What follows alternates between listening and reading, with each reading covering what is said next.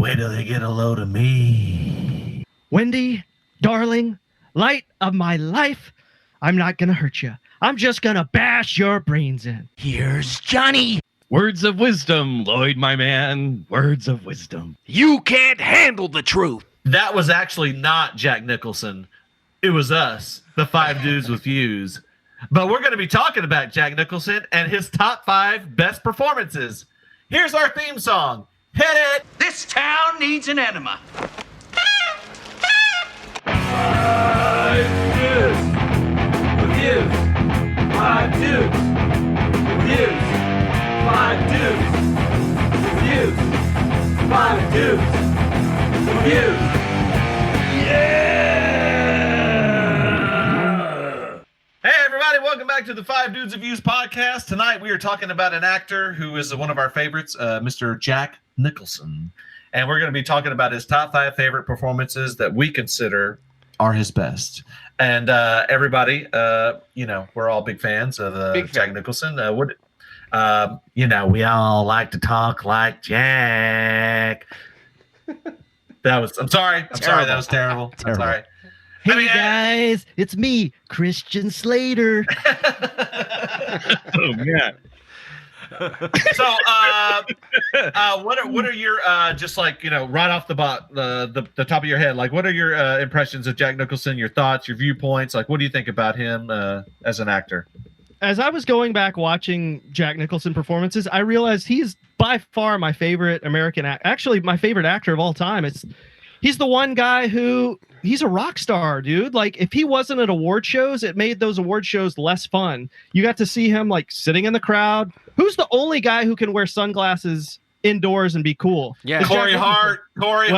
Ah, you got me. Him too. And not the guy who was married to Ping. I'm talking about old school Corey Hart. Yeah, he's just got such a unique style to him. He's his persona. He's his own character. He's Jack Nicholson. He's also, big sports fan. He's hung out with every cool person in the world. He lived next door to Marlon Brando. He was early days. He was an actor who he did a lot of collaborations with Roger Corman. He was in Little Shop of Horrors. He also wrote this movie called The Trip, which was basically like an LSD kind of a movie. He also, one of my all-time B-movie favorite films of all time, Head, which is featured the Monkees. He co-wrote that with Bob Rafelson. Had some something to do with the soundtrack as well. But he got to start early, an Easy Rider, which actually was a role that was written for Rip Torn, but he couldn't do it because he had a falling out with Fonda, because that's how Rip Torn is. Anyway, so Nicholson, he's kind of carved his way into Americana. He's played a lot of different roles. He's always Jack, and we're going to talk about it tonight. Let's go ahead and start it off. Number 5 for me is a movie that when I saw it just something about it stuck with me. And it was just a very unsettling end of the movie. It's The Pledge, directed by Sean Penn. It's a movie where Nicholson plays a retiring police detective who makes a promise to a woman that he will find the killer of her daughter. And he kind of goes about this long-winded journey to try to find this guy. And it's such a well-done movie. There's a lot of stuff in that movie that's really good. That's cool. It's an actor's movie. I mean, Aaron Eckhart's in it, Benicio del Toro. Great cast. Definitely. It's a great cast. Robin Wright Penn's in it. But just a very unsettling movie. And I watched it again on HBO Max the other day, and still to this day it holds up. A lot of stuff about it, and just the way he's an actor's actor. The way he is in that movie about a guy who's kind of getting kicked to the side, and he wants to show everybody he knows what he's talking about, and it's just such a great role, and such a really good movie, and I think that everybody should check it out if you hadn't seen it. It wasn't like a box office hit or anything. No, it's kind of like under the radar kind of movie.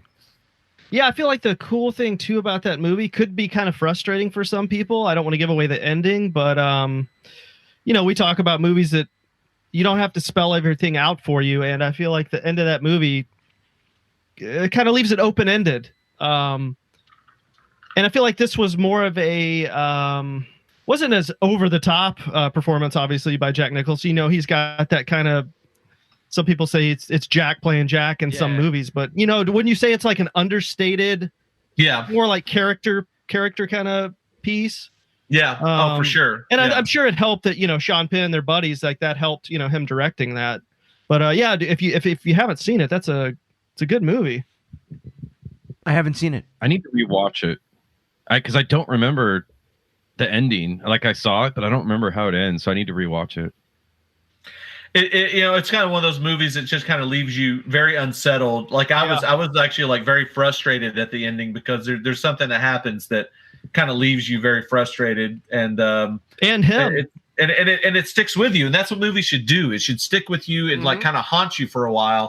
And his performance in that movie it's just really good. And like you said, not an over the top performance, just very straight laced played. He's a police detective, and he played it to the key. And really good movie. If you guys haven't seen it, I recommend it. It's 2 hours, but it's a well worth 2 hours. All right, let's go to Brad, number 5. So I originally had Hoffa. I love that movie. Danny DeVito directed it. They're both starring it. And then I hate to say it, but I had never seen Terms of Endearment. So last night I threw on Terms of Endearment. Obviously great movie, won tons of awards. So it came out November 23rd, 1983. James L. Brooks, who he later worked with on As Good as It Gets.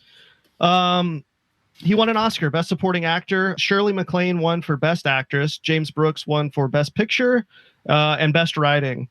Have you guys seen Terms of Endearment? No. Yes. Really good. Yes. A few times. So basically, he plays a former astronaut who lives next door to Aurora Greenwood, which is played by Shirley MacLaine. Her husband's been dead for probably 15 years, and he makes no secret that he's a womanizer. He brings home women that are far too young for his age. He swims in his pool, makes tons of noise, and you can tell it just grinds her nerves, but also she's super curious about him. And, you know, he asks her to lunch one day and a relationship starts. And, you just fall in love with these two characters, and his performance is just sucks you in. He's so charming, and which I feel like that's how he is in life. Sure. But man, like I loved this movie and loved his performance in it. And I somehow hadn't seen Terms of Endearment, but if you haven't, definitely check that out. What year? Tearjerker. 83. Oh, dude, like I'll tell you what. I was on the couch at like 2 a.m. crying like a baby at the last.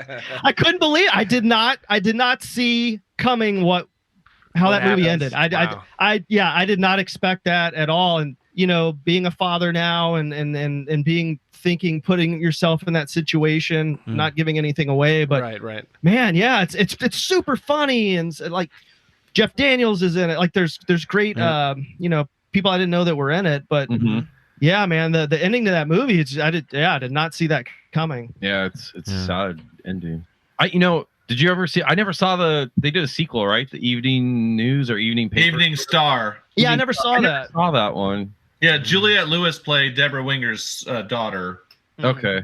But yeah, I mean, you know, Shirley MacLaine, like, man, dude, she's a tour de force. Like, she's amazing. She's great in that movie. And, you know, Nicholson, he was kind of like the king of cameos during that point. He was in Broadcast News, Terms of Endearment. You know, he had these little cameos in these movies. And you know who turned down the role that Jack Nicholson played in Terms of Endearment was Burt Reynolds. Oh wow, that's right. I think they wrote that or had him in mind for that the whole time. Yeah, what a mistake. Yeah, Burt huge. You could have won an Oscar. The movie also John Lithgow is in it, and Danny DeVito. Yet another Danny DeVito Jack Nicholson pairing. Mm-hmm. Yeah. But excellent performance, excellent movie. Great movie. You know, great movie. DeVito and Nicholson bonded over Cuckoo's Nest because they're both from New Jersey. Nicholson was born in Neptune City, New Jersey. Oh, great name. Yeah. A little bit of trivia. So I could be wrong. As far as I know, it's Cuckoo's Nest, Terms of Endearment, Hoffa. Were they in anything else together? I can't remember if any other movie. I don't think so. And it's interesting they were both in Batman films back to back. They weren't in together. They're both in the. But yeah, Terms of Endearment, it's a solid film, man. Very well done. Really is, and it's fun to like go back and watch older films. It's just the pacing. I don't know. I really enjoy those like late 70s, like early 80s, the character work and pacing. I really enjoy that. All right, Ted, what you got for number 5? My number 5 is, it's kind of interesting because I can't say I'm the biggest Nicholson fan, so I don't know like where my numbers are going to be compared to your guys, but my number 5 is his role as Jack Napier's the Joker from Batman. Oh, wow. Nice. Okay. Yeah. Nice. So, yeah, I don't know if you guys have that higher, but we could talk about it. Just over 30-year-old movie. I love this movie. When I first saw it, I knew how impactful his role was in that because he got top billing. Yeah. Everything about this movie I loved then, and then I watched it again this week, and I love it even more. It's been a while since I've seen this movie. Yeah. And his performance in it is just pretty amazing. So Totally holds up. Oh, It yeah, does. 100%. And a lot of people said he overshadowed Michael Keaton's Batman in that movie. It was, I could He see did that. a little bit. yeah.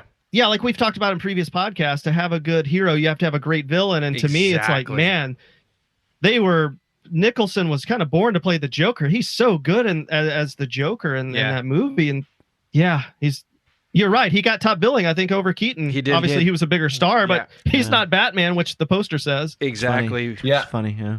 Do you guys know the story with that too? Like when he got cast or when they were trying to cast him? No. Like he hesitated at first. He turned it down or he was saying no. So the studio as bait got Robin Williams to say yes to the role. Oh, that's Oh, funny. I I remember know. Robin That's Williams. right. I forgot using about it that. as a way to get him to change his mind. And like he changed his mind. It worked. And then Robin Williams found out that, like, I don't know if it was before the movie started filming. At some point he found out that they were just using him to get Terrible. Yeah. That sucks. Yeah, I remember He hearing wouldn't about do that. Warner Brothers films for like 5 years, wow. 6 years Oh, shit. It's terrible, I guess. until they Politics. apologized or something. Well, weren't they Yeah. thinking about him for the Riddler? Yeah, at Yeah, one and he point turned they it were. down Yeah. for Batman Forever. He turned it down because he still wasn't. He was like, Grudge. he still had a grudge against them. Mhm. Bitter. Yeah, that's understandable. Yeah. It was Yeah. it's rumored that Nicholson made between $60 to $90 million because he took a cut of the profits from the movie. Yeah, Toys. He didn't take the Smart money. man. He didn't take the upfront money. He took the back end money. Ooh, that's Yep. Yeah. good Smart. choice. I was gonna say, you guys mentioned he got top billing on the poster and at the main titles. In the end credits, Michael Keaton actually still gets top billing though. I don't know if that's like in the contract or what. but- Maybe. Okay. Let's go to Brett, number 5. All right, my number 5. It's probably this is probably way lower on my list than it is on other people's. This might be like some people's number 1. R.P. McMurphy from One Flew Over the Cuckoo's Nest. What? Love it. I That's like I super said, low. I think 1 through 5 are almost a tie for me on this category because I'm like Brad. Jack Nicholson's probably one of my favorite actors of all time. So it was really hard for me to even. I almost wanted to go into this and just say they're all number 1. Like I really couldn't figure out how to sort them out because they're all really great roles, and I can't for different reasons, but I love them all like equally. So It's could- tough. yeah. Like- So Yeah. even though this is my number 5, that's not. I want to say it's equally could be number 1 with what I picked number 4 through 1 as well. Like I feel like they're all number 1 for me. Do you have a favorite scene of his from this? Yeah. I mean, I love the whole movie, but probably my favorite scenes when they go out on the boat when he takes them like sailing on the Great. ocean and they get away for a day. It's great. That's like one of the few feel good scenes of the movie. You know, Yeah. a lot of the movie isn't very feel goodish, I'll say. I'd say that scene and the scene when they're wheeling him back in and he's just had like the shock therapy and they think he's Yeah. they They think he's dead lobotomize and he him. opens his eyes and winks at one of the guys. Yeah, and such a you, like great- he's okay. Yeah, Yeah. That's I also love the scene where he's trying to get the baseball game on the TV. Yeah. Yeah. Oh, right. The Mets game or Great whatever. scene, man. I love that scene. That's a good one. It's like, and then they start doing the what do you call it? The play calling or whatever. Like, Right. They're in their imagination. yeah, Yeah, they all come alive. It's so Yeah. cool. that's just like a really fun, and the acting, like the acting by all the actors, even if they're like minor characters, was just really good. Was that DeVito's first acting job? That's like before It may Taxi, have been, obviously. yeah. I think I it think- was. And I think he was buddies with Michael Douglas, who would like option that novel, I think. Mm-hmm. And actually, Kirk Douglas, I never knew this until doing the research. I knew Michael Douglas was a producer, But what I didn't know was his dad actually purchased the rights to the movie in the 60s and wanted to play the role. And then he's too old. Well, no, Kirk Douglas schedule. I think schedule was too busy, and then his son ended up taking over production. And Kirk Douglas played it on Broadway. Yeah, but he wanted to play it in the feature film. Yeah. He was too. Yeah, he just got too old. Like by the time he could play it, he was too old.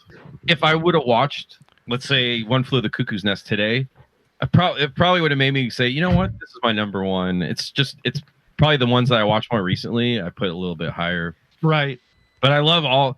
It's Jack Nicholson. I mean, the guy's a fucking. He's a legend. He's the GOAT. He knows how to act. I mean, it's the one good thing.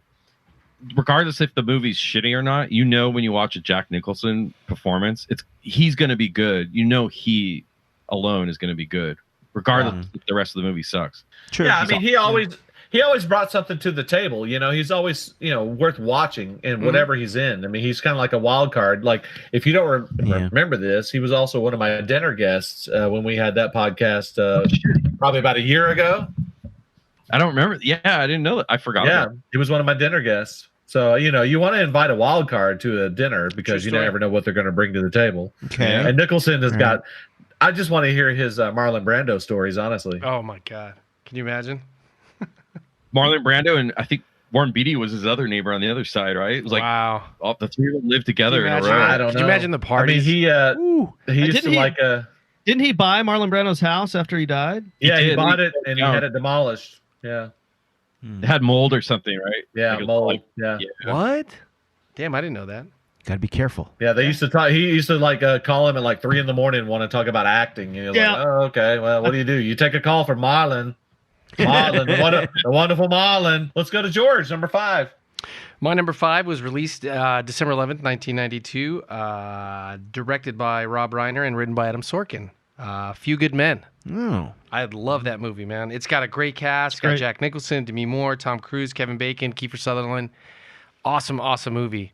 The court scenes in that movie are insane, dude. It's like one of those edge of your seat type movies where you're just hanging on to everything Jack Nicholson's saying. Star-studded. Oh my God. Star-studded cast. Love that movie. Yeah, that courtroom scene is amazing. It's intense, man. So he got $5 million for 10 days work on Isn't that that movie. crazy? Wow. Yeah. For You Could Ben, he got how much? $5 million $5 million for 10 days work. And Rob Reiner said that they needed him one extra day for the courtroom scene. And he was like, whatever you need, Rob, I'm here. He said, I love acting so much and I get so few opportunities to do good work. Yeah. I'll give you whatever you need. And he's like, we'll get you out by noon.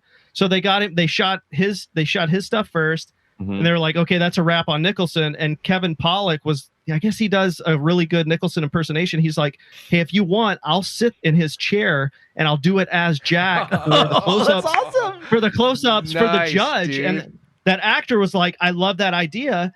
So they did all the judge close-ups with Kevin Pollak doing that speech. He goes, I knew the speech because I would, sitting there listening to him, I would drive into work reciting it in my rearview mirror. Yeah. So he goes, Rob Reiner, when he was doing dailies, he goes, it took him 4 takes in to realize it was me and not Nicholson. That's great. How funny is that? Such an awesome Yeah, story. that's great. That is great, man. I've never heard that story. That's pretty funny.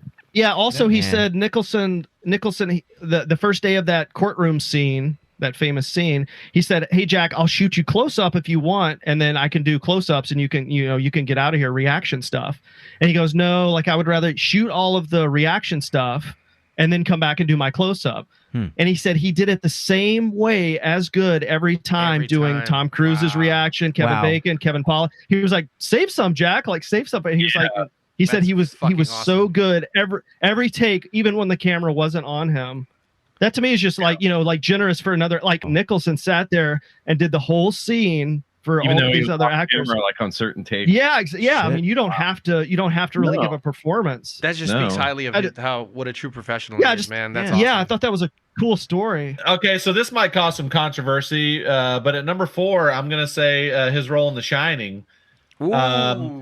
That seems low. I'm not the hugest Shining fan. I think it's pretty good of a movie, and I like everything about it. But I just, it's not my favorite Nicholson performance. But I think he brought a lot to it, and it's There's a lot of moments in that movie that are just amazing. A lot of just like his reaction shots. Like I always think of the one with him in the storage closet, like looking down, and he's trying to get out of that room. I mean, just that whole scene, and him and the kid, where he's like, "Are you all right, Dad?" And he's like, I'm okay." And he's just it's so many haunting moments in that movie. But it's a little bit, lower on my list than probably a lot of other people would have it. But that's it, The Shining. Yeah, that's a little low. It's low for me. I'm not going to say much because I know we'll probably have a lot more to say about that role. A little low for I definitely love that role a lot more. That's one of my favorite Jack Nicholson roles, I'd say. Right. Okay. So, without saying where it's going to be on my list. Okay. All right. Well, obviously there's a lot of silence, so I'm sure it's going to be on a lot of people's lists. So let's go ahead and go to Brad, number 4. Kind of echoing George, 1992, Rob Reiner, Aaron Sorkin, A Few Good Men. Awesome movie, man. If you take that movie and just watch the courtroom scene with him, that's all you need. I mean, that's not all that movie consists of, but just that famous scene is, man, it's such good material. I think I talked about most stuff when George brought it up, but number 4, A Few Good Men. Ted, what else you got for number 4?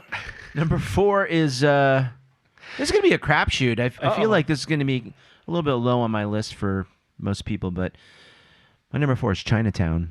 Ooh. Oh, it's great.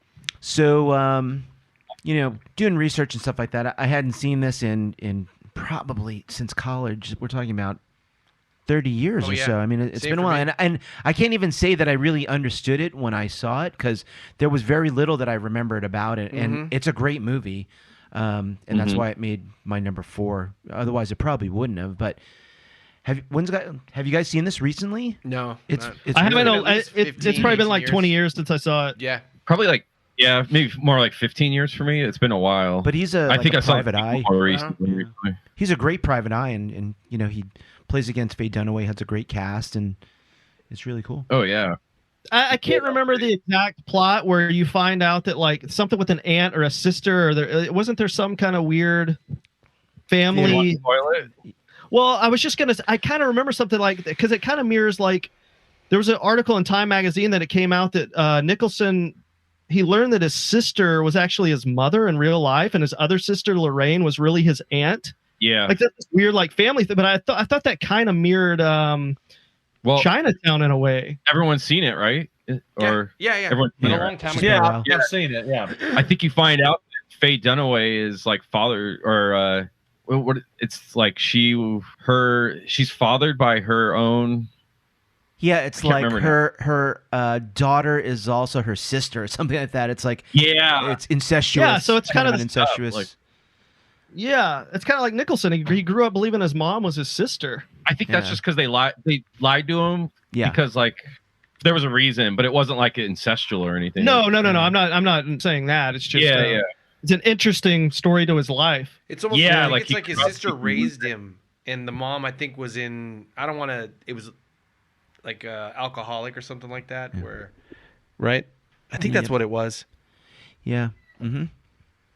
Yeah, the mom wasn't around for whatever reason. Exactly. So and the sister raised him, so she basically said that took the mother role. Yeah. But his performance is amazing in it. He plays like a super sleuth, and the gist of the story is this water corruption thing happening with local bureaucrats. It's pretty amazing, deep story. It's directed by Roman Polanski. And it kind of really weaves around with a lot of twists and stuff, and how he kind of finds out stuff, and he's kind of snooping around. A lot of it takes place in the San Fernando Valley, which was pretty cool. Yep. Cool to see. Yeah. I just remember how painful it looked when he got his nose sliced. Oh my God! I know, dude. Pretty That was a painful scene. harsh scene. He gets that knife, and it's oh yeah. Roman Polanski cuts his nose with a little blade. Switchblade. Switchblade. But that scene was pretty intense, and also the scene where he's beating the crap out of Faye Dunaway. Do you guys remember that scene? He's smacking her around. I mean, that kind of where the big reveal happens about the daughter sister. Yeah. They made a sequel to Chinatown called The Two Jakes. Yeah. Yeah. Yeah. Which I actually like. Yeah. It's not a good movie, but I like it. Okay. Why do you like it if it's not good? Because I like Jack Nicholson and Harvey Keitel together, like their performances, like, and because it's old LA, I love watching stuff that's old LA, like 30s, 40s. No, Chinatown's a classic. I really wish I would have seen it. I mean, it was on TV. I just saw that it was like almost 3 hours, and I was like, oh. Yeah. It took me a couple of turns to watch it, and it is kind of long and slow. But another quick anecdote is that he won the Oscar for Best Actor for Chinatown. Did you guys know that he accepted? He couldn't make it to the Oscars, I guess, the following year or so because he was shooting Cuckoo's Nest. And watch the video on YouTube of him accepting the award for Best Actor from the Cuckoo's Nest set. It's great. It was like he smashes a window. Right? Like, I guess you can't hear like the audio, so you're like, "Oh, is his microphone working?" And then he smashes the window to the office from Cuckoo's Nest. Yeah. And then I saw that. Yeah, it's great. It's a great acceptance speech. And then Nurse Ratched like comes and pulls him away. Yeah, it's funny. It's super hilarious, but. Nice. Yeah. So Chinatown, my number 4. Brett, number 4. My number 4 came out in 1997. It's Melvin Udall. Is it Udall? Udall, I think. As Good as It Gets. Nice. Okay. It's a good role because it's comedy / drama. It's a dramedy. The movie's really good. But I think this was kind of like at the time. Like Jack Nicholson was kind of he'd done the werewolf movie. And terrible. Oh, that movie. Yeah, he was doing like he'd done a few movies that maybe weren't that great. And this was kind of like I feel like it was like he's had a few comebacks, but this was like a comeback for him of sorts. Especially, and he hadn't done I think at that point he hadn't done too many comedies. So it was kind of refreshing to see him in a different type of role because he was doing mostly dramas like late 80s, early 90s, like pretty heavy hitting dramas. So this was like a fun role to watch him in. And it was a romantic role, which isn't too common for him, this type of movie. Plus you got to see him with this weird, the character has like OCD and like is a germaphobe. Yeah. It was fun to see Jack Nicholson like doing that kind of stuff. Like, Profit. Yeah, he's gonna like walk on the sidewalk a certain way, and he brings his own utensils to restaurants. And yeah, it's like just crazy stuff. But it was, watching Jack Nicholson in that role it's fun. Pre-COVID. And then he's got the little he's got the neighbor and he has to take care of the dog while the neighbor's in the hospital, and like he hates the dog at first and then he ends up loving the dog, becomes like his best friend. And it's just like the guy's like a total asshole, but then he also has a big heart. Like just it takes some time for classic Jack. Yep. Classic Jack. Yeah. So that's my number 4. Yeah, that's good. Man, I really wanted to like this movie. I had a hard time, and I still don't like this movie. I don't. It's just his character's just too frustrating, and I just didn't believe that whole Helen Hunt love story. I just She's thought it too was young. I thought it was all just Hollywood garbage. Yeah. I enjoyed I thought Greg Kinnear had the best performance of the movie. Great. He's great, actually. Yeah. Something about that relationship I like that movie and I like him in it, but something about the two of them didn't really jive. Yeah. Do you like James L. Brooks, Billy? Yeah, I like his stuff. Okay, I mean, it's pretty good. It's a miss.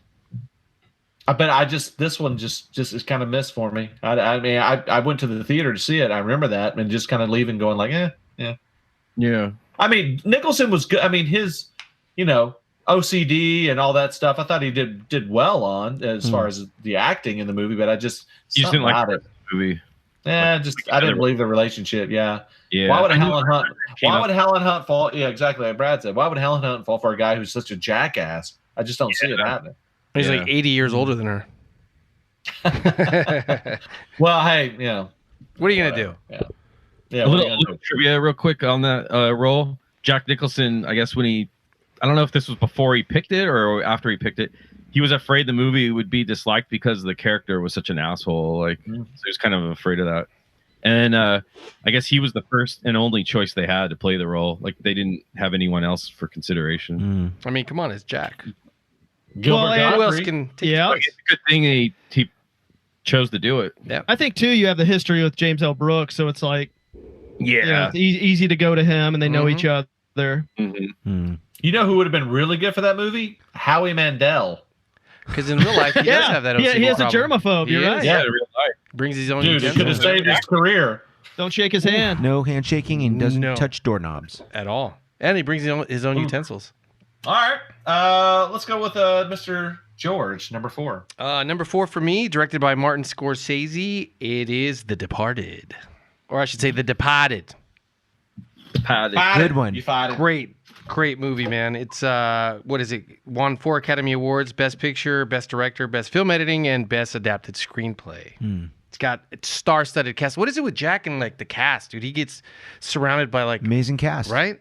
It's got Jack. Everybody wants to work with him. Totally. Yeah. Leonardo DiCaprio, Matt Damon, Mark Wahlberg, Martin Sheen, Alec Baldwin, and tons of other actors that are in that. But yeah, great movie, man. I love this movie. It's I agree. I wouldn't say it's one of his best movies, but just the fact that he surrounds himself with so many good actors and actresses. There are a couple actresses that are in it, and it just makes it for all a great movie, man. Yeah, his performance was I love amazing this- in that movie. Yeah, I love this movie, and I love him in it. It's like that teetering of Jack Nicholson going like a little over the top, but he Yes. chews that scenery so well. Like that whole rat scene where he's like the rat in our midst love or that whatever. scene. Rat. Yeah, he's just if nothing else, he's just so fun to watch whenever he's on screen in that movie. I love that. That rat. One of my favorite scenes is where I can't remember what line he says, but he's getting it's typical Jack like over the top scene, and he smashes Leonardo Oh, yeah. DiCaprio's Love that broken scene. hand on the pool table. Yeah, great scene, man. Yeah. I mean, this was such a fun movie to see at the theater too. There were so many like twists and turns, especially towards the end. Spoiler alert! No. That happened. That a lot of people Oh were my like, God. "Oh, whoa," And although I actually, they based that character off that Whitey Bulger Right. character. I actually really enjoyed Johnny Depp's Black Mass. The way he did Whitey Bulger in that movie a lot more than even though this wasn't so much Whitey Bulger. it was just, I think it was loosely based on his character. I haven't Yeah. seen Black Mass. But this movie was a lot of fun, man. It was. I mean, it was a really good performance by him, and you could tell he had a lot of fun in that role. It's always a lot more fun being the villain than the hero. So, 100%. He plays such a great villain. just a good movie. Yeah, Definitely good. The twists and turns in this movie was like Billy, like you were saying, like towards the end. I don't want to spoil it for anyone if anyone's not seen it, but the elevator scene where it just you don't even know it's going that way, and all of a sudden, boom, that scene hits, and you're like, "What the? Is that the end of the movie? What the fuck?" It's a great cat and mouse like movie. Yeah. I mean, the scenes that they have are real great. I feel like Very memorable. Yeah. memorable actors. Pieces. Honestly, man, I think Alec Baldwin stole a lot of scenes in this movie. Oh, he was There's a couple great, scenes dude. Alec Oh Baldwin my just God. like comic gold. I'm telling He's you, so everybody funny in the this movie, everybody in the movie had just great scenes. fun movie to watch. Yeah. Definitely. I wish it was like you said, maybe a little lower on my list or higher. I don't know what you guys are how we're doing this, but Okay. there's just so many Jack. Like again, kind of mirroring what you said, to where I haven't seen a lot of Jack's work, but the work that I have seen, I'm blown away by it, and it I makes will me now. want to see. Yeah, no, totally. After doing my research, I want to see all these movies again. It's like it's hard to find, but I'll definitely hunt out for them. Yep. 2 movies I want to see. We'll mention them later. Well, I already wrote them on my list. A couple that Brad and Billy had mentioned. All right, that's my number 4. All right. Number 3 for me is Batman. I mean, what else can you say? I mean, role of a lifetime right there, the Joker. Right. He brought him to he life brought in so that much movie. to it. So much fun. Obviously, I'm sure he had a blast in that, except for all the makeup and prosthetics. I'm sure that was kind of a pain in the ass. But I mean, I think it's such a fun role, and I watched that movie. It's on quite a lot lately, as far as like on great cable. fun. That's true. And I've kind of tuned in and watched it a few times lately, and I feel like I'm always on the scene where he traps the Bruce Wayne character in Kim Basinger's house, and he shoots him, but he's got the tray underneath his vest. And it's just so much fun. I mean, that character's so great, and I think it's such a fun movie. It's timeless, honestly. I'll probably still be watching it 20, 30 years from now. So, True story. Hell yeah. great performance. You ever that movie. dance in the I love that pale role. moonlight? Something like that. Isn't that a line? Yeah. Love that line. Never seen Billy was just talking about where he shoots him. He's like, Never rub another man's I rhubarb. love that line. Yeah. I love that line. Never rub another man's rhubarb. Yeah, it's great. Yeah. It almost seems improvised. It's such a good line. And that's like that role was like, even though obviously the Joker had been around for, 50 years before that movie came out. It's like you watch that role, and if you didn't know better, if you didn't know comic books, you'd swear that they wrote that character or that role for Jack Nicholson. yeah. I was just, Yeah. Yep. I was How just good gonna he- say, I was He brings thinking that exactly. character to life. It's Yeah. just like flesh and blood. Well, all right. Let's go for number 3 with Brad. Number 3 for me, again, Batman. Nice. He's born to play this role. I love the scene when he has the spray paint and he's going in and he's like Xing out all the artwork in Yeah. that gallery. Like the guy's like art. carrying the boombox next to him. He's like dancing. Yeah.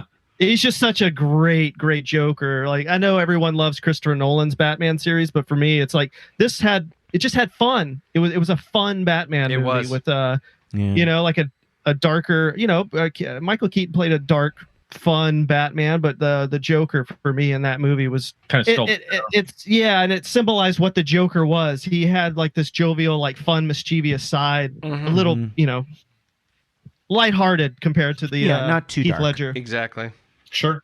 Love the Heath Ledger, obviously, just Yeah. different version. Mm-hmm. Yep. All right. Well, let's go to Ted, number 3.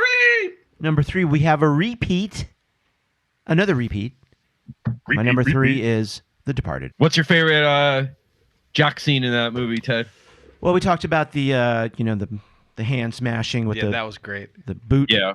I love his death scene too. I thought that was pretty, borderline on gruesome and funny, and it's another one of my favorite scenes. I think the pool table scene, Yeah. that might be one of mine. Yeah, because he sells the reaction really good. Yeah. He's like Leo fucking is pain. great as, great too in that movie. Nice. All right, Brett, let's go with number 3. All right, my number 3 is another repeat.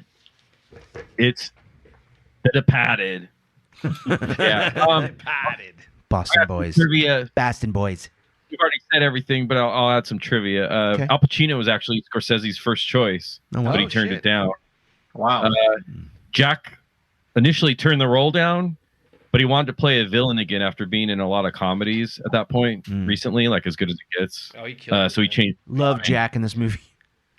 Yeah. I never knew this until doing the research. Him and Ray Winstone did not get along on the set. Oh, really? Wow. Yeah. Okay. Maybe that might have helped. Maybe the performance, but and then Jack Nicholson refused to wear a Red Sox hat. Oh, In real life, hilarious. he's a diehard. yeah. He hates like any Boston teams. Didn't Yeah. Ben Affleck do that in a David Fincher film? Yeah. Gone Girl. I think. Yeah. Wear a Yankees cap. Yeah, it was because he's a Whoa. Boston fan. Yeah. Yeah. Huge Boston fan. Yeah. Rivalry. And then also, I guess the role was rewritten to be a bigger part after Jack Nicholson got cast. It was a smaller role originally. Good trivia, man. So yeah, The Departed. I mean, that's an awesome role. I think 3, 2, 1. My 3, 2, 1 picks are all equals for sure. All right. Well, all right. Do we have we don't have a repeat because it's George. He said The Departed, but we might have another repeat. George, do we have a repeat at number 3? I think we do. Did we already say One Flew Over the Cuckoo's Nest? Yes. Yeah. Yeah. That's Yeah. my number 3. Yeah. Great movie.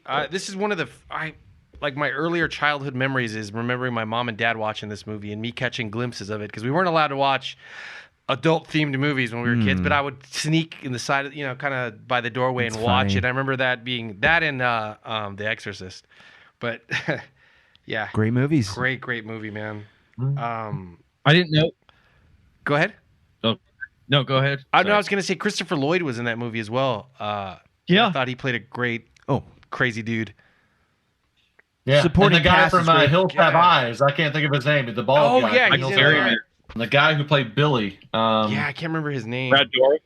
Brad Dourif. Yep. There you go. Yeah. Great. Chucky. That was his debut, I think, too. on Shout out to screen. Chucky. I didn't know a little bit of trivia. I didn't know this until doing research. Jack Nicholson and Milos Forman, the director, had a falling out in pre-production before they even shot the film. So they didn't even speak to each other the entire film shoot. Wow. They would Shit. the director would tell the cinematographer and they'd relay the Oh my info God. between Fucking DP between Jack and Yeah. and I guess they never spoke again really because like on the DVD and Blu-rays, like all the special edition features, like Jack Nicholson doesn't ever he's not on any of it because he like had a falling out with the director. I wonder So he what the never- falling out was. It's another movie Scatman Crothers is in too. Yeah, that's right. Shining in this. yeah, Oh yeah. Oh yeah. He was in the party scene, wasn't he? When they brought the girls in the party. Yeah. trouble, right? I think so. Yeah. Yeah. Yeah. There's What is Ratchet that? Wow, comes and cool. then he gets in trouble. I love that movie. Man. I think this movie is still on Netflix. I actually watched it before It is. we announced our doing this podcast, so it's just a great movie to revisit. Yeah, they'll play it every once in a while. They'll play it like on network really? television or. Nice. All right. Number 2 for me is a movie that has not been repeated yet. It's a movie by Alexander Payne. It's called About Schmidt. It's a Nicholson performance that, you don't really see because he plays a very vulnerable character where his wife dies and he goes off to try and stop a wedding of his daughter who's marrying like a big old redneck. And it's just kind of like a movie of him. He realizes his wife. I don't want to spoil a lot of things. Anyway, it's a movie about, as you get older, you kind of get kicked to the curb, but, you kind of sometimes want to start life over. Right. And, you don't really see Nicholson playing like a character like that. He's always kind of like a stronger, a more confident character. Yeah. And this one, he's definitely not. And I love this movie, and I think it's so much fun. And it's just a good performance by him. And if you hadn't seen it, definitely go out and watch it. It was kind of like I think he got nominated, but I think it had some success. So it was definitely in the mainstream for a while. But if you hadn't seen it, do yourself a favor, go check it out. About Schmidt. You might have already said, was this Alexander Payne? I can't remember. Yeah. He did. Yeah. Yeah. Yeah, it kind of had like an indie feel and like definitely like a more of a low key role for him, which was nice. Mm-hmm. This is actually a great movie, and that there's a scene. I'm not going to spoil anything, but there's a scene I think towards the end where the character like kind of basically like breaks down, and I remember like that was just a really like moving to watch. Yeah. Well, they're just totally he just breaks down and loses it, breaks down and cries, Just, the whole movie, he's like had some kind of narration because he's been writing letters to this like Ndugu, dear Ndugu. this like Tasmanian boy, and it's kind of like as the movie goes on, whatever the letters he's writing, like it's kind of like things that are going on in his life and the feelings he has, and then you're right at the end, it kind of like it all builds up to this one thing, and then it's very heartfelt. But it's also like it's a very fun a way of like doing a movie, and I think that the narration was very fun. But I just also like you don't ever get the chance to see Nicholson just kind of being a character that's kicked to the curb like this, Right? And so it's vulnerable. It's not a very sexy role. So I mean, I think it's a very fun movie to watch. Yeah, because Nicholson is he's a ladies' man. I mean, you look at like his track record. He's had a pretty good one. So, to see him be like an older, vulnerable character. And I was just reading the other day because I was trying to figure out what happened to Nicholson because you don't hear about him lately. And they said that he's kind of just not retiring from acting, but he's having a problem with his memory. Like, as far as like memorizing lines and, Yeah. He's supposedly like he said that wasn't true, but then it's like I've heard that too, that it wasn't true. I mean, dude, they could always go Brando style and feed him lines through an earpiece. Yeah. Yeah. And I'm sure he'll come back at some point. With the right role, anybody would come back. Yeah, he was supposed to be in a movie that hasn't been shot yet. I can't remember who's directing. Oh, yeah. He bought the rights to it. I think didn't he have Kristen Wiig in mind? It was like it said Really? Wow. everybody bailed on it. Dropped out. Yeah, it fell apart. Yeah, but that was going to be like his first role in like 10 years. Yep. Yeah. I think The Bucket List. Is it The Bucket List? His last No, one? that's that's his last one. That was him and Morgan Freeman. Now he did some movie with like Owen Wilson and Something's Got to Give, maybe. Or? That's the Diane Keaton movie. It was another movie that like no one saw. It came out and like basically disappeared. I want to say like a pretty like maybe Mike Nichols directed it. Some famous director directed it, and it just kind of fell by the wayside. Yeah. Wow. Yeah, he hasn't Anyway. done anything in a while. All right, Brad, what you got for number 2? My number 2 is a 1980 release, Stanley Kubrick, Stephen King, The Shining. I personally love this film. I love I love his performance. I love everything about this movie, but I know a lot of people had problems. Stephen King had a problem. He did not want Jack Nicholson cast. He saw the movie and he hated it, and he thought that from the first frame, that Nicholson is crazy. Whereas the hotel, started this descent into madness, which I don't know. I still, you can still see it. I feel like it. You can see like he's kind of a alcoholic father who's trying to do the right thing and then goes insane. But he's just, to me, like he was so fun to watch in this movie, like everything else. This is kind of off topic, but I just watched an AFI video of John Carpenter. So he said on The Shining, it's unintentionally hilarious. It's a comedy. There wasn't anything frightening in that film. I loved it, but not because it's scary. So I thought that is interesting. I mean, it does have it's got an interesting tone to it. I mean, if you as an adult, if you see it like that as a you probably would agree, but as a youngster, you think I remember being see. I think that too is like the time that we saw it. Yeah. The girls standing in the hallway, bloody, holding hands, and the elevator scene with the blood, and then the guy holding up the cup full of blood, and he's drinking it. He's a hell of a party. Yeah, right. I'm like, fuck.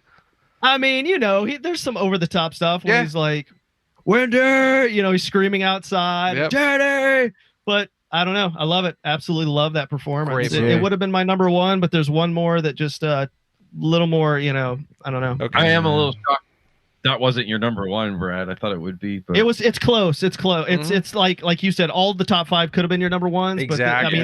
But they're so close. Yeah. Yeah.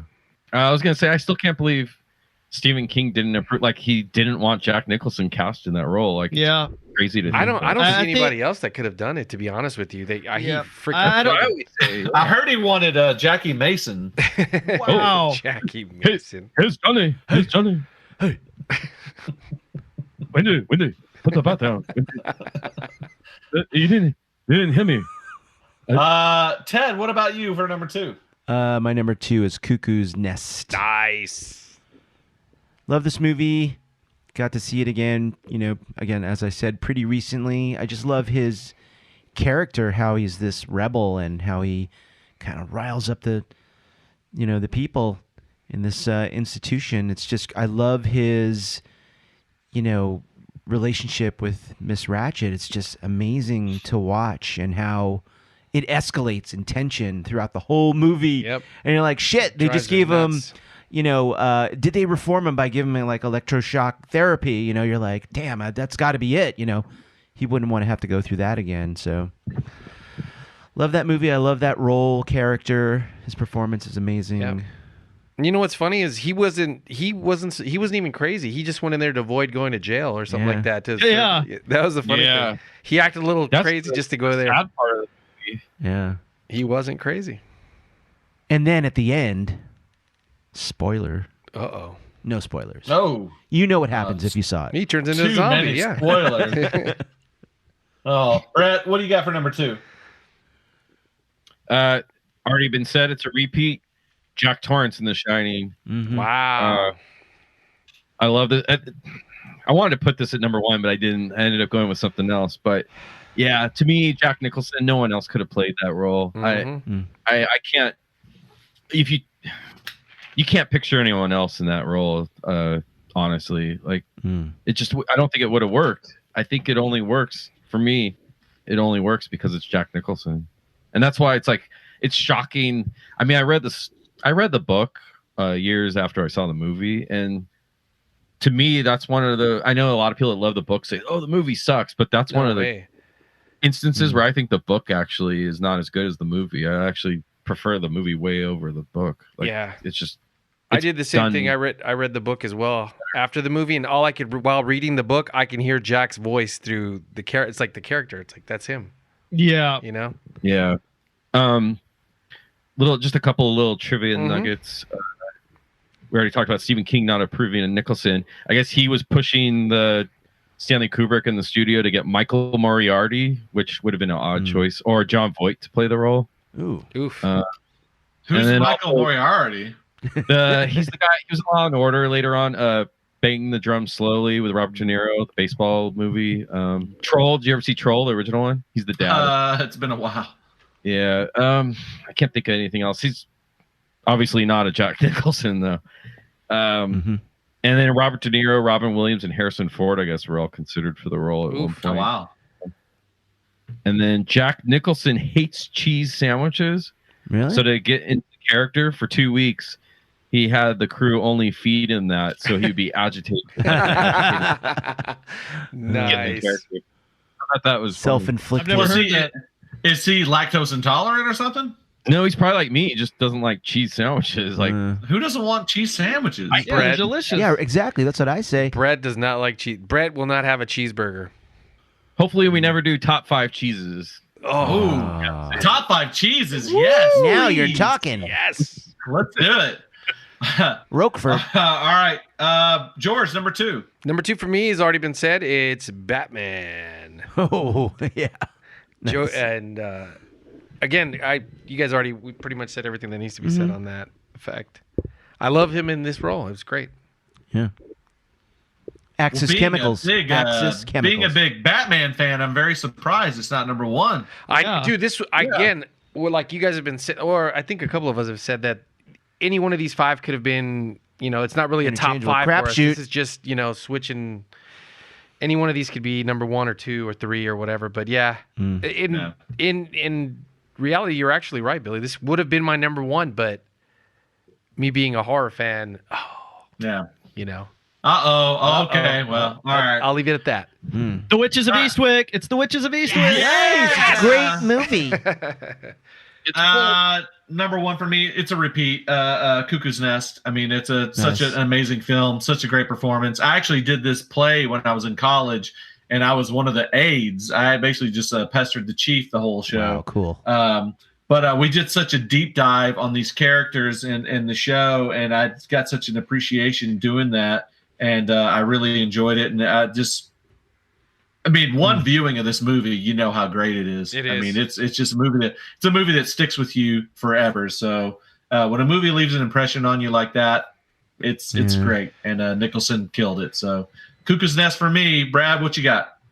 My number 1 Jack Nicholson movie of all time is One Flew Over the Cuckoo's Nest. He won the Academy Award in '76. Again, the reason why The Shining in this just like it edged The Shining out barely was because I just felt more emotionally invested in that world and that character. And then the ending, it's like such a he gets a lobotomy at the end. It's such a it's such a heartbreaking yet freeing ending when the other guy escapes. Yeah, he rips out he rips out the sink. Yeah. Throws it through the wall. Great film. Mm-hmm. Also, if anybody watches It's Always Sunny in Philadelphia, they did a really funny Cuckoo's Nest kind of ending with DeVito in the kind of Cuckoo's Nest kind of ward. It was really funny. If anybody's a big fan, that's a fun. I didn't see that. I like that show, but I didn't see that episode. It's a pretty funny episode. Yeah. This is another real quick. We were talking about The Shining in the book. I feel like the book is inferior to the movie. This is another movie where the book, I read it after I'd already seen the movie. The book's not as good as the movie. I think tough. So what you're saying is fuck books? No, books are for I don't know why fuckers. Jack Nicholson book or movies that are based on books tend to be better on film than the book. Oh, okay. It's a story too. It's told from the chief's standpoint, kind of. He's like talking. He's like it's from his viewpoint, looking at the rest of the ward, and it's kind of slow. The book. I don't know. I didn't like it as much as the movie. I think it's tough too, though. Like when you see the movie, then you read the book. It's like George said. You have that character. You have Nicholson's voice in your head when you're reading that character. You already have in your mind how it played out visually. 100%. That book didn't bother me like The Shining. Like you're saying with The Shining, I couldn't picture anyone else with Jack Nicholson in that character. The One Flew Over the Cuckoo's Nest, that wasn't the problem. It was just the story wasn't as good in the book to me. Like the movie was better. That's rare. The story. All right. Well, I'm sure we're going to have a repeat of some sort, Ted, at number 1. Are we? We are. It's Jack Torrance from The Shining. Oh, yeah. I feel... Wender. In my opinion, this is the superior number 1. It's his... It's the what now? It's the superior number 1. Oh, gotcha. Yeah. So his spiral into insanity, into madness it's just. I mean, I don't know. I feel like it was such an interesting role for him. I went back this weekend. I didn't watch The Shining in its entirety, but I did go back and watch the bar scene. Yeah. And it's just such a Lloyd. yeah. Hair, the dog that bit me. Yeah, I love that scene. It's really great. cool. Mm-hmm. No, Dude, just the scene when he's looking out, watching his wife and son like walk through the maze. He's just like got that weird stare. He's like got the turtleneck on. He's looking out the window. Yeah, he's got that blank, almost like a soulless stare. Yep. Yeah. Yeah. Like he's gone. At that point. Yeah, he's not there anymore. No turning back. Real quick, Ted, No you're talking regrets. about the bar scene. I love the part where he's like, they're talking about how Wendy's like kind of holds a grudge against him because he like hurt Danny, like dislocated his arm or whatever, broke his arm. Mm-hmm. And then he's talking about like the per square inch, and he does a little snap with his finger, and he's like, he makes his face like he's pissed off, like angry, and it's like the acting is like his acting in that is just so good, like just iconic, brilliant Jack right there. Yeah, it was one of my first horror movies, and it's just so compelling how, trapped and isolated you feel, Yeah. in that movie. And now he lives forever in a meme where, like, at the end where he's frozen solid. Yeah. Like, there's so many memes from that. It's so much fun. Yeah. Yeah, he's a meme now. All right. Well, Brett, I'm sure we have a repeat of some sort. What repeat you got? Yeah, we do. I think this one was like 5, 4, 3, and 2 for everyone. Mars Attacks. It's Mars Attacks. It's my. Oh, is it? It ruined it. No, it's the Joker, Batman. I get the most fun watching him play this role. Like this role is probably the most fun for me, like in terms of Jack Nicholson roles. It's a great character for him to play. It's totally right up Jack's alley because it's like unpredictable. You don't know what he's going to do or say, and just brilliant performance. And I guess Jack Nicholson has gone on record saying this is one of his favorite roles he has ever done because most roles you have to kind of follow the script, kind of stick to it.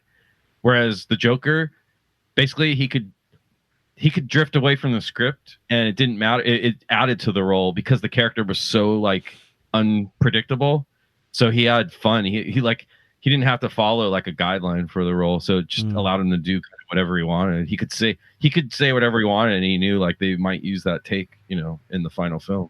I mean, it must be great to be Nicholson status, kind of like how Brando was in Apocalypse Now, where you've reached a certain legend where you can just show up to a film set and they're like, I don't know, just whatever he wants to do, I don't care. Yeah, we'll totally. film it. Like he doesn't like the script, we'll change it. Like that. That's amazing to reach that status in Hollywood. Yeah, that's pretty impressive. Yeah. To me, he feels like the last true celebrity, like iconic actor. I think him and Clint Eastwood, I agree. They're from that. I agree 100%. Yeah. And Yeah, like too, kind of. I guess those three of them, they're from that same like era, like the last of really great actors. Hackman. Yeah, like what? Hackman. Like, Well, I kind of feel like Daniel Day-Lewis is like a iconic actor. Like the guy that guy's when he's in a role that he's in a role. Yeah, that's true. I guess I mean like last true movie star. I should have said. Yeah. Well, yeah. That are still around, that are still relevant, pretty much. That are acting. Yeah, I mean, you got Tom Cruise and stuff, but he just feels like in that era of all time for me, he just feels like once he goes, unfortunately, like that to me is like the last true big movie star. Yeah. Sure.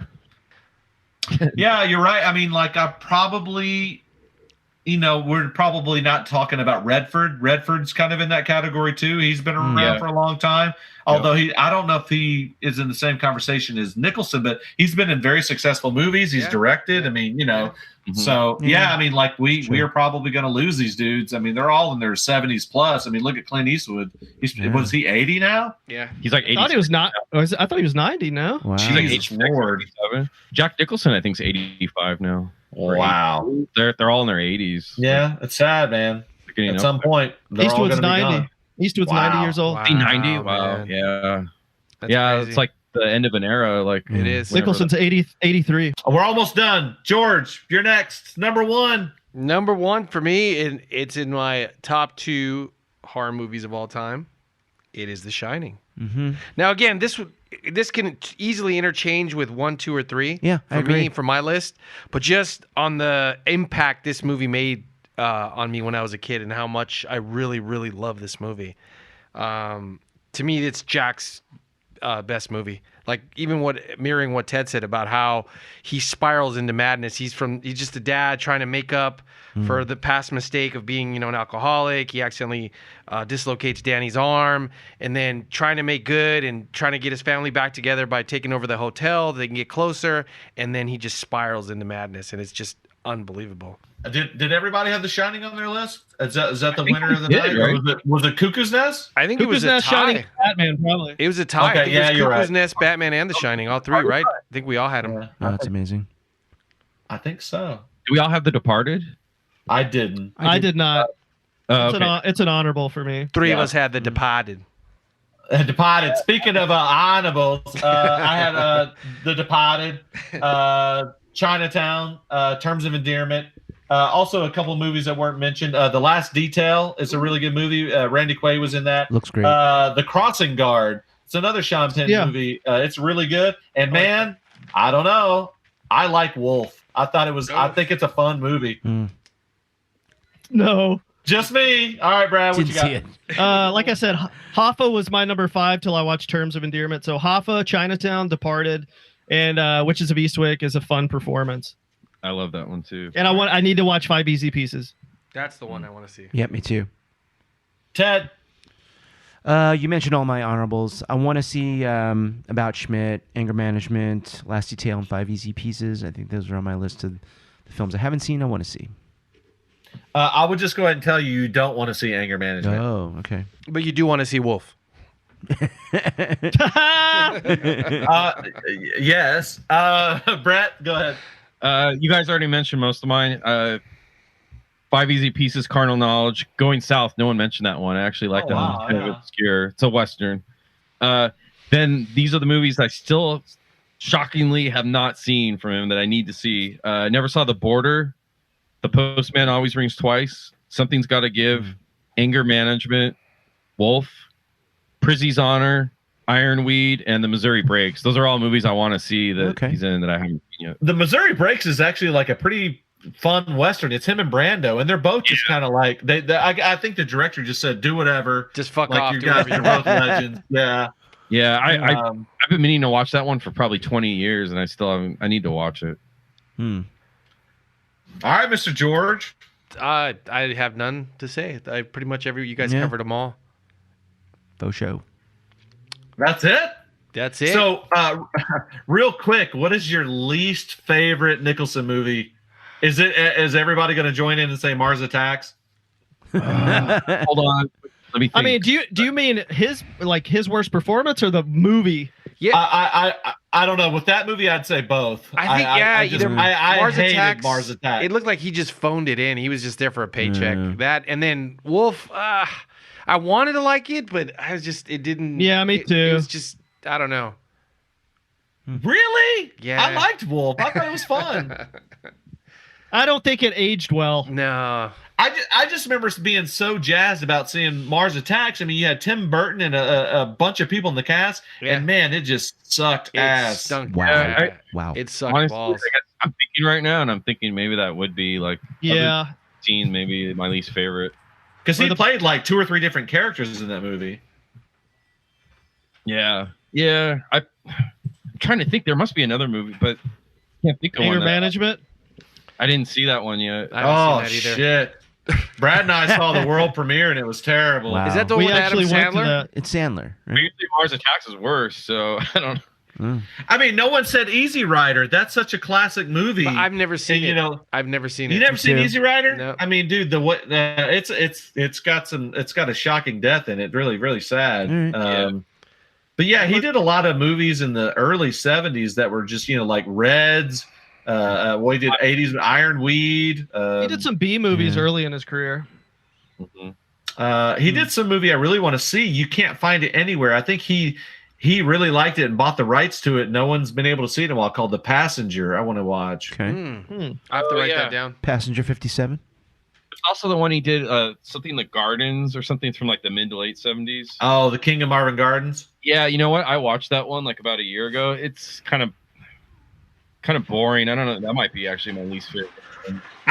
Brad, did you ever see Blood and Wine? I know I saw that movie. I feel like it's forgettable. I think I saw it on video. Who was in it? I'm trying to remember. Jennifer Lopez is in it, and Stephen Dorff. Yeah. Nice. I've seen it. Stephen the Dorfman. Stephen the Dorfman.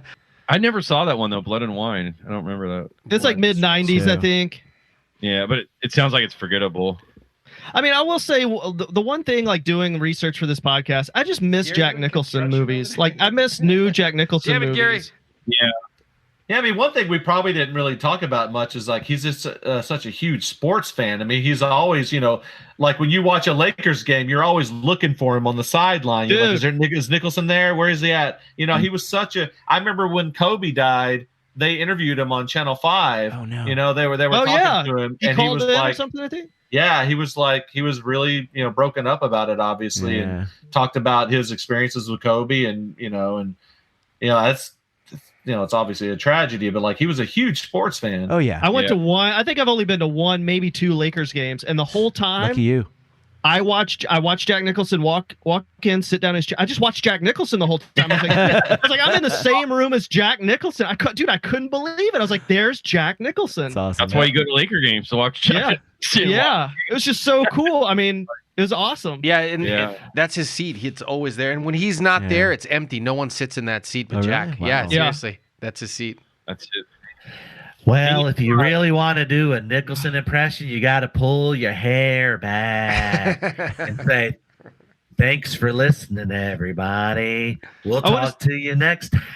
I want to say one thing. So this is Jack Nicholson. He said this in his AFI speech. I thought it summed up his career and his personal life perfect. He said his work motto is everything counts. His life motto is more good times. There you go. Yeah. Gotta love it. Yeah.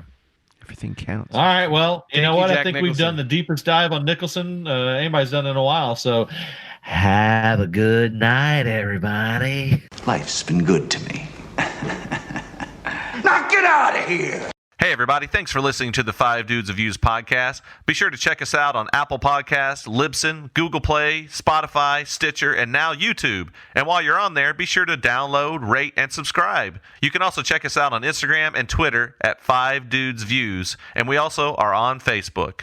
Everybody out there, stay safe. Until next time.